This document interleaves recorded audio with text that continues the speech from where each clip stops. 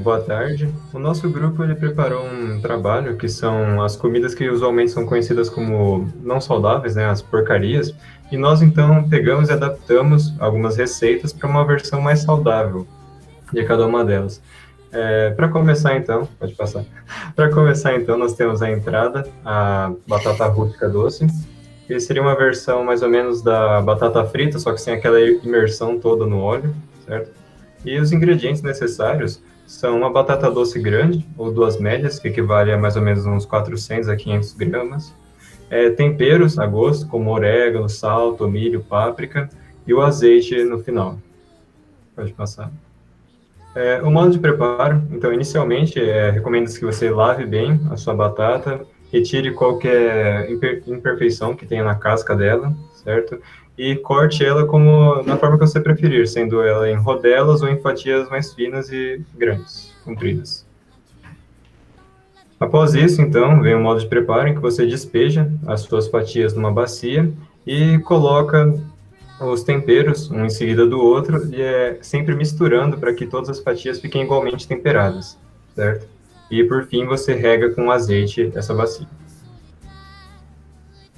Então, eu fiz em duas formas, uma que é o forno e outra que é a air fryer. No forno, você tem que primeiro pré-aquecer ele a 200 graus por 20 minutos. Enquanto isso, você pega uma forma e unta ela também com azeite, certo? E dado o tempo de pré-aquecimento, você insere a forma por 20 minutos também a 200 graus.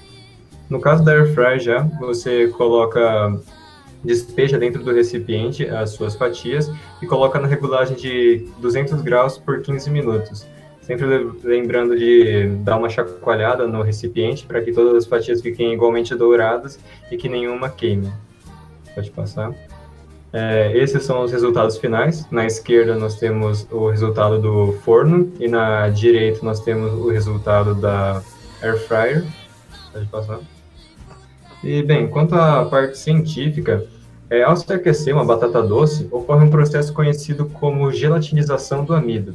Esse processo ele consiste basicamente no rompimento das ligações de hidrogênio existentes na molécula de amido, fora o inchamento dos grânulos, causando uma alteração irreversível em sua estrutura.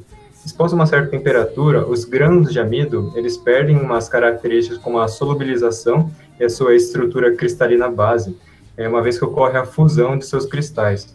E dessa forma ele adquire um caráter de extrema viscosidade e incolor, como pode ser observado na glucose de milho, que é um derivado de um açúcar mais simples, porém que ocorre sim o mesmo processo químico encontrado no amido. O nosso grupo decidiu fazer um refrigerante caseiro, bem mais saudável que os industrializados que geralmente a gente compra no mercado. Enfim, para fazer, a gente precisa de meio litro de água com gás gelada. Isso, no caso, para fazer em torno de 2 copos de refrigerante só.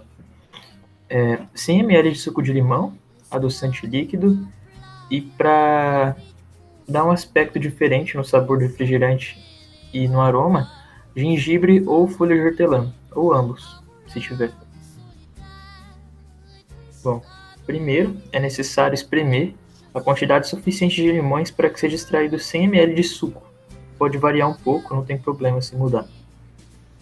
Para você conseguir isso, vai precisar espremer de 3 a 4 limões, isso vai depender do tamanho do limão. Após ter extraído o suco, basta misturar com meio litro de água gaseificada e colocar adoçante a gosto, para compensar a acidez do limão. Com isso, basta despejar as rapas de gengibre sobre o refrigerante e ele está pronto para beber. Bom, aí está o refrigerante pronto. Eu coloquei um limão de enfeite, mas é isso. Quanto à parte científica, em relação à característica gaseificada dos refrigerantes, é necessário que a água com gás esteja bem gelada, pois a solubilidade dos gases, assim como ela depende da pressão, ela também depende da temperatura. E quanto menor a temperatura, mais dissolvido na solução o gás vai ficar. E assim, mais parecido com refrigerante. Eu fiz uma lasanha uma lasanha de berinjela. Para ela você precisa de 2 berinjelas cortadas em fatias finas, 4 tomates também cortados, meia cebola e queijo, além dos outros recheios que são mais livres. Para fazer a massa, entre aspas, primeiro você corta as berinjelas em fatias bem finas e depois você seca. Você pode secar no forno ou na frigideira, tanto faz. Mas pode deixar bem queimadinha desse jeito, que pode até ajudar no gosto, fica bem bom. Depois, na parte de fazer o molho, você corta os tomates e bate eles. Pode bater eles manualmente, pode bater eles em um liquidificador, em master, enfim. Antes de despejar eles na panela, você frita um pouquinho de cebola e alho, pode ser com azeite ou óleo, e para dar um gostinho quando você colocar. Uma dica, se você deixar uns 2 pedaços ou 3 pedaços de tomate meio batidos, vai ajudar a dar uma encorpada no molho, fica bem gostoso a textura. Depois disso pronto, é só montar. A quantidade de camadas e o recheio é bem livre. Por exemplo, no meu caso, eu coloquei uma camada, eu fiz só de 2 camadas. Eu coloquei primeiro a berinjela, no meio eu coloquei queijo, o molho e mortadela, e por cima eu cobri com mais uma camada de berinjela. Mas fica uma dica, no caso eu não tinha, mas carne moída combina muito bem. E no caso de, por exemplo, você querer fazer um molho branco ao invés do molho vermelho, brócolis combina muito bem.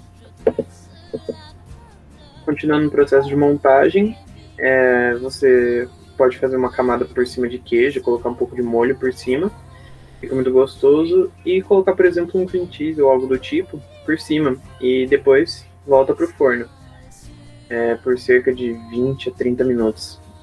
Caso você tenha um maçarico, fica muito gostoso esse queimadinho que você consegue fazer no cream cheese. Esse é o resultado final. E sobre a parte científica, quando você corta a berinjela e desidrata ela um pouco, isso pode ajudar na conservação, até porque diminui a chance de ataque de fungos e afins, porque a umidade é um grande atrativo para os fungos. Eles conseguem viver melhor se o vegetal está com bastante umidade. E, além de tudo, pode deixar até a comida mais saborosa, já que alguns vegetais e legumes, enfim, soltam muita água. E isso pode, por exemplo, fazer o prato que você está fazendo ficar com um gosto aguado. Então, essa parte de desidratação ajuda bastante. A sobremesa do nosso grupo, eu fiz um bolo saudável e a receita vão 3 ovos, 150 gramas de farinha de amendoim, amêndoa ou coco, meia xícara de água, só que é relativo ao tipo de farinha que você vai usar, vai ter que acabar usando mais ou menos água, e a gente vai ver o ponto mais para frente. 100 gramas de xilitol, que é um adoçante natural, proveniente da fibra de fruta, ou 2 gramas de adoçante em pó. Só que tomar cuidado com o adoçante em pó, ele tem que ser bem medido, porque se passar do ponto fica muito enjoativo. 5 gramas de fermento biológico seco, ao invés do fermento tradicional, aquele químico. Normalmente é o que usa para fazer bolo, mas nessa receita não dá certo por causa do ponto da massa e por causa do tipo da farinha. 100 gramas de mix de castanhas e frutas secas, uma colher de mel, açúcar demerara ou açúcar mascavo ou melado de cana. Aí à esquerda estão os utensílios e os ingredientes que a gente vai usar para fazer a receita. E o primeiro passo, a gente tem que misturar a água morna, o fermento e o mel. E a intenção aí é que o fermento consuma todo o mel para ativar de 5 a 10 minutos esse processo. Enquanto o fermento está ativando, a gente vai bater os ovos junto com o adoçante. E aí depois já pode adicionar a farinha, as castanhas e as frutas secas. No caso, pode passar aí. A gente tem que picar muito bem as castanhas. Eu usei castanha do Pará e uva passa apenas. mas a gente pode usar damasco, por exemplo, e outras castanhas, avelã, amêndoa.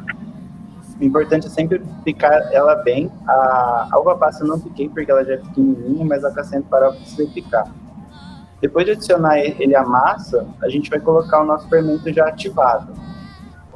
E a consistência fica como está aí ao vídeo à esquerda, é bem aguada, assim, bem diferente do que a gente está acostumado a fazer um bolo tradicional. E aí a gente tem que colocar ela numa assadeira com papel manteiga no fundo. Eu já tentei fazer um tambo, mas não deu certo, ele gruda do mesmo jeito. Então, o papel manteiga é certo, assim, que não vai grudar o seu bolo. E aí ele deve ser assado no forno pré-aquecido, fogo médio, de 25 a 30 minutos. E a consistência é bem firme. Lembra de ver no meio, porque normalmente a gente só aperta do lado, vê que tá firme, mas o meio pode estar mole ainda. Esse é o resultado final do bolo. Ele fica bem mais bonito se a gente usar mais castanhas e mais frutas. Mas eu não tinha, então foi o que teve. A parte científica é a fermentação. No caso, a gente usou um fermento biológico a fim de deixar o bolo probiótico, né? E mais aerado, porque a farinha é bem pesada, o fermento químico não ia dar conta. O que acontece na fermentação é que micro-organismos consomem o açúcar que você vai estar utilizando. No caso, eu usei o mel, que ele dilui bem na água. E depois que eles consomem o açúcar, eles liberam CO2. E esse CO2 liberado, ele cria micro-bolhas na massa, que deixa ela bem aerada.